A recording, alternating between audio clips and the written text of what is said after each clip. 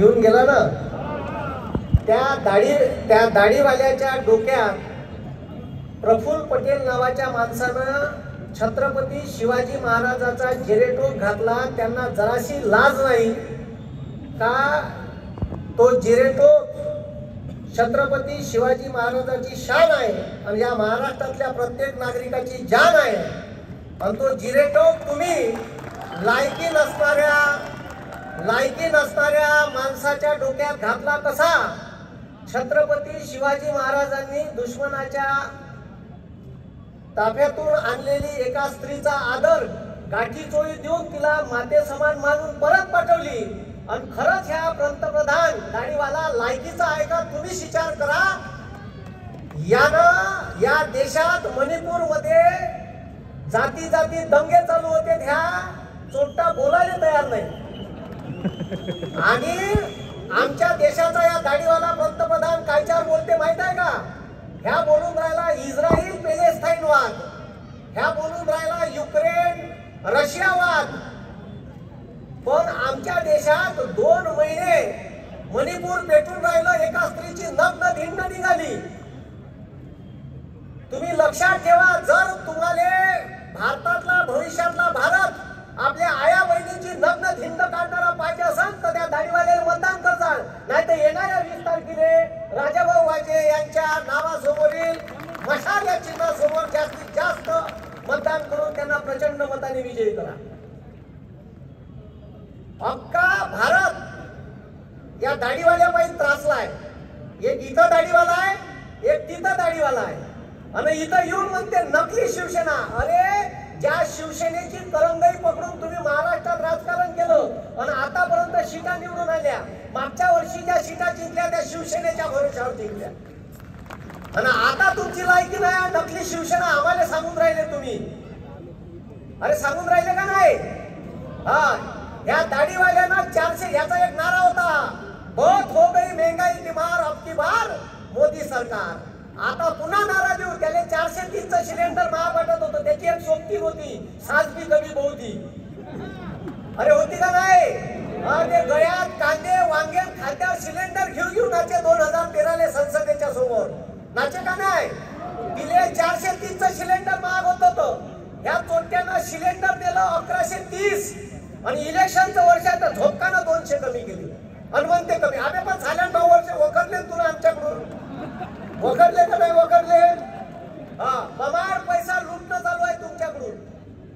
आणि आता ह्या तिघारी सरकारनं महाराष्ट्राच्या या आमच्या आया बहिणी बसून यायला अर्धी तिकीट दिली का नाही? आता एसटी महामंडळाची अर्ध्या तिकीटची का गरज आहे की? ह्या दररोज भावाच्या घरी चक्रा मारणार आहे का? यायले भावताई उभी तरी ठेवते का? गेल्या भावाच्या घरी तर भावताई दिवाळीला 100 रुपयाचं पोतीला फेकून मारते. यायले रोज गरज कायची आहे? यायले रोज गरज सिलेंडरची आहे. ते सिलेंडर अर्ध्या किमतीत द्यायला पाहिजे. ते नाही दिलं चोट्यानं. दिलं का? सिलेंडर महाग झालं. तुमच्या घरी एका मध्यमवर्गीय माणूस बसून आहे, तुमच्या घरी तुरीची डाळीचा 30 किलोचा कट्टा आणते. 2 कट्टे सांगता तुम्ही नवऱ्याला, सांगता का नाही? हा, तांदूळ HMT तांदळाचे 2 कट्टे निया ड्रामात भरून असेल तुमच्या घरी वर्षभराचं धान्य. ह्या दाढीवाल्यानं या गोर गरीबाच्या 30 किलोच्या कट्ट्यावर 5% GST लावला साल्यानं. इतकं बदमाश आहे. म्हणजे कुठं लुटून राहिले तुम्हाला समजून घ्या. ठीक आहे, यांना सगळ्यात जास्त फायदा या देशातल्या मुक्या अन्या ओळखता का? मुक्या अन्या, त्याचा सोबती एक आहे अडाणी, त्याचा फायदा केला.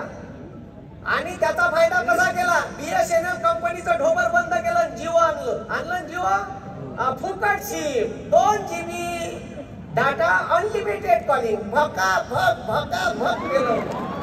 6 महिने फुकट दिलं का नाही?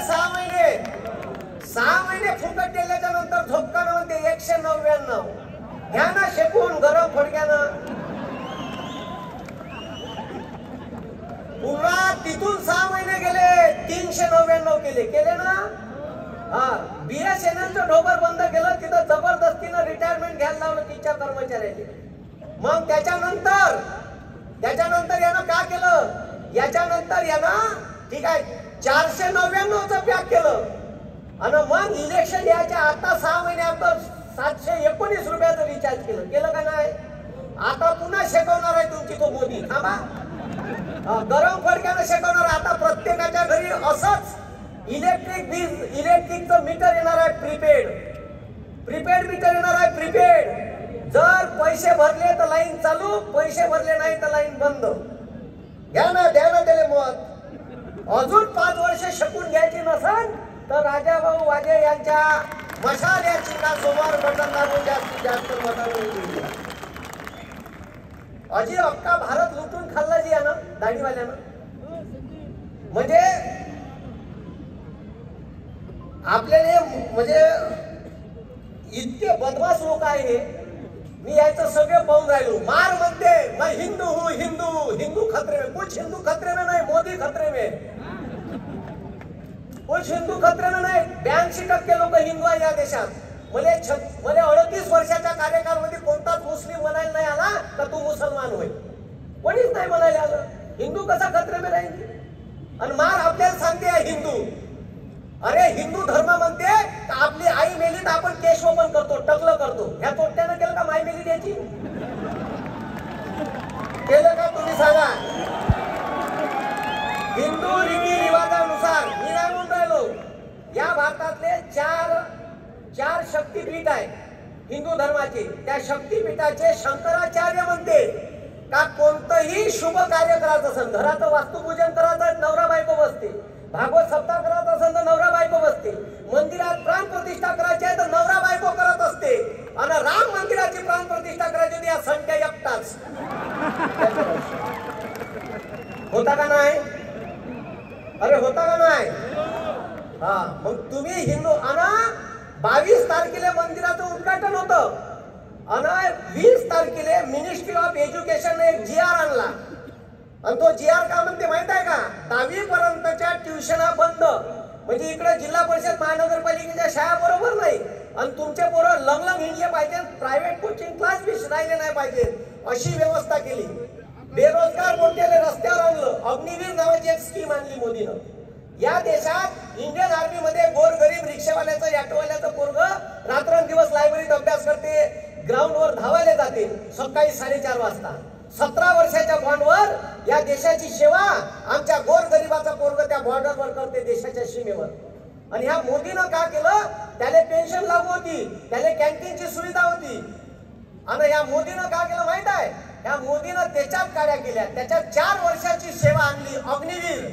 तुमचं पोरग 19व्या वर्षी लागन आणि 23व्या वर्षी रिटायर्ड होईल. लग्नाच्या वयात रिटायर्ड करणारा एकमेव पंतप्रधान भेटला.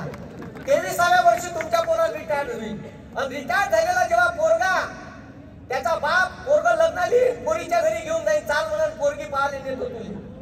आणि पोरगी पाहायला नेल्यावर का सांगा पोरीच्या बापाले, या पोराचा बाप, he is my son, he is a retired ex serviceman. पोरीचा बाप ढुंढणार लाग परत.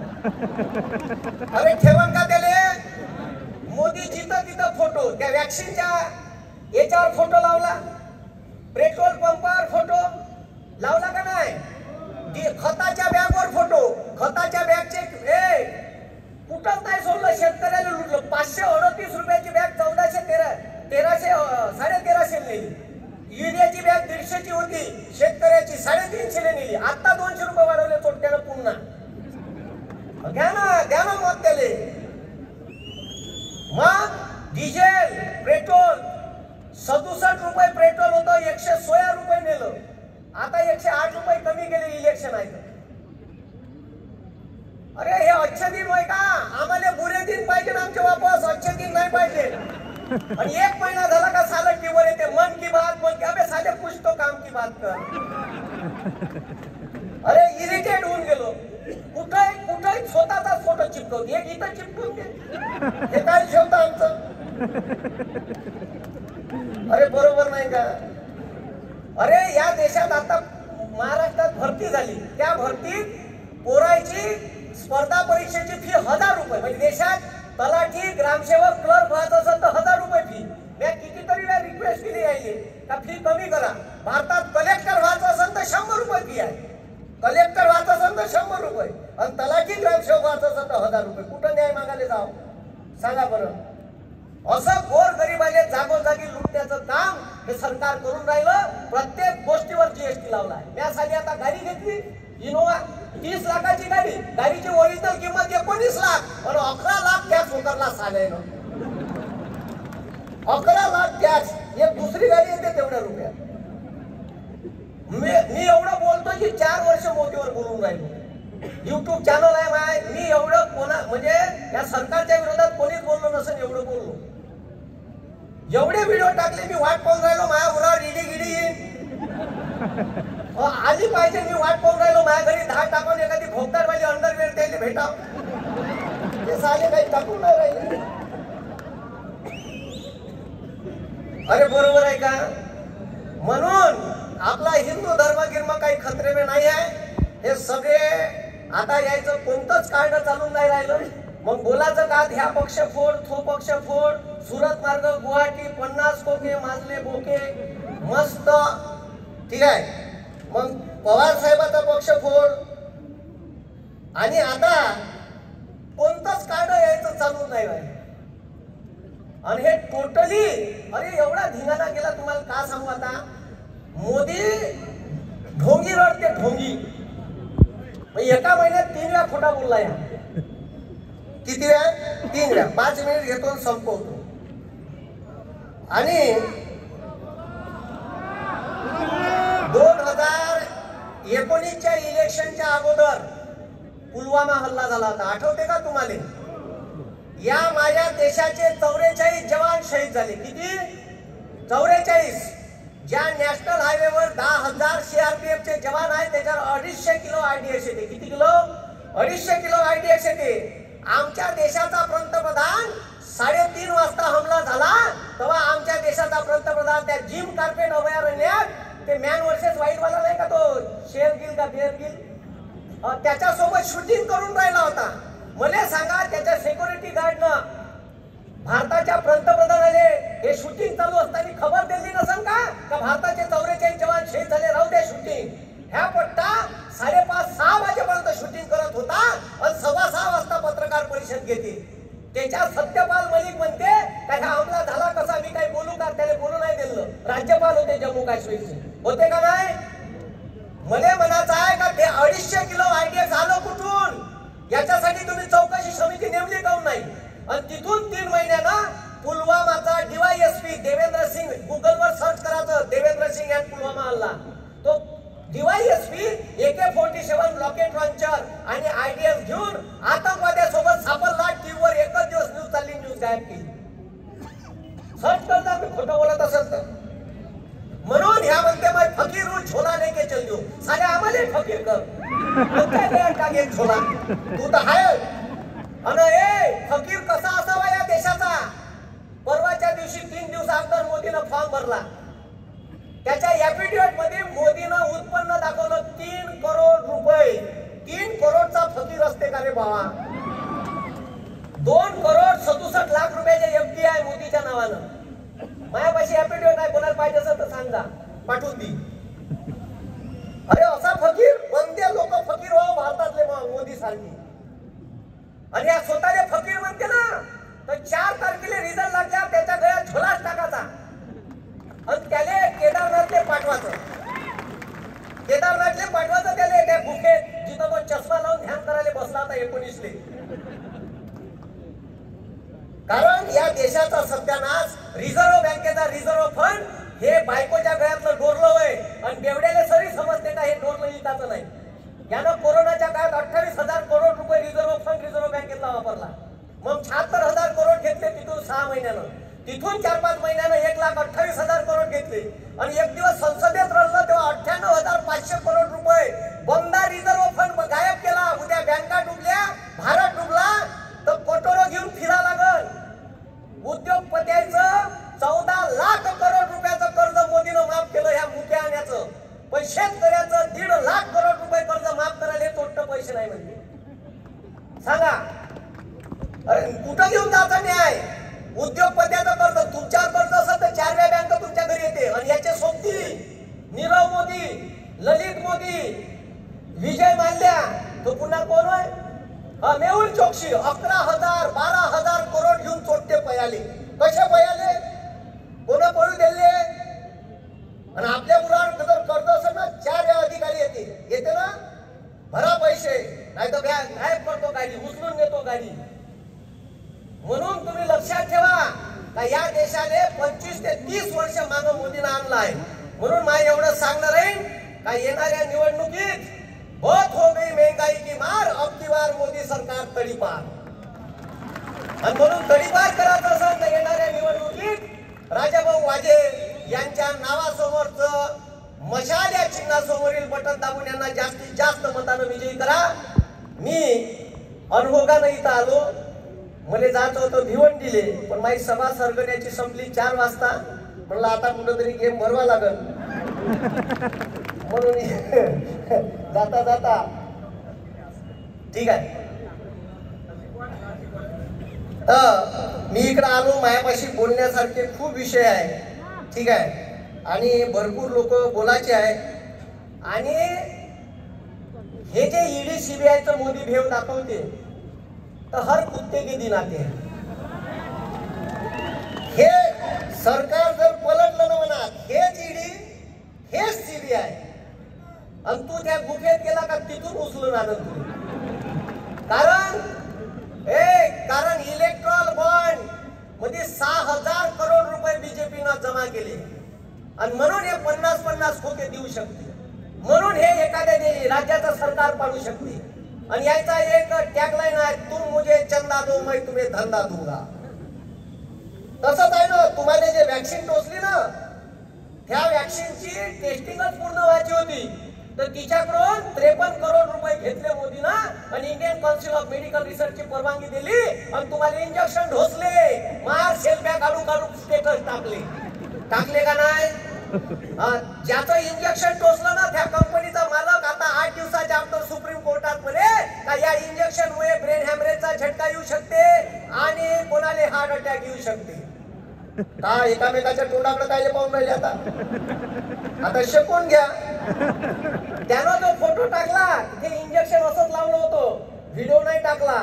त्यानं घेतलं का नाही तर माहित बी नाही. घ्या ना मग.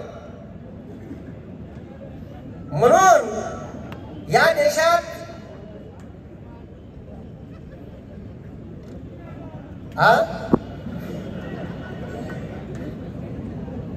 भरपूर विषय आहे. पुन्हा या देशाचा पंतप्रधान स्वतः भाषणात म्हणते मैं अनपढ हूं. आता अनपढाले निवडून दिल्यावर असंच करणार आहे. स्वतः म्हणलाय, त्याचा तडीपार सोबती पत्रकार परिषद घेते आणि तो सोबत्याले म्हणते. आले का?